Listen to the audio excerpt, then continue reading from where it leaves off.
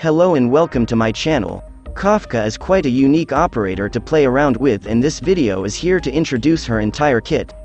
Kafka is an executor specialist, and the trait of this archetype significantly reduces her redeployment cooldown.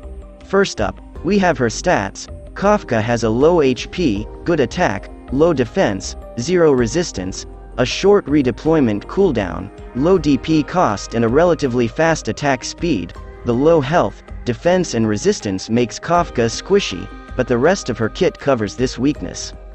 Moving on to her talent, Kafka gets an attack buff and her block becomes 0 and she gains camouflage. Camouflage prevents Kafka from being targeted if she isn't blocking anyone. Since her block becomes 0 when her skill is active, it keeps her safe from most enemies until her skill ends. Next are her skills. Her first skill is a passive skill, and upon deployment, Kafka will put enemies to sleep for 5 seconds in the range shown below. Kafka won't attack during the 5 seconds, and after that, she will deal a burst of arts damage and her skill ends. This skill is Kafka's signature skill. The sleep duration is good, a great stalling skill to use and pairs well with her fast redeployment cooldown. Now, if you think this video is helpful, do give my channel a sub, it helps a ton.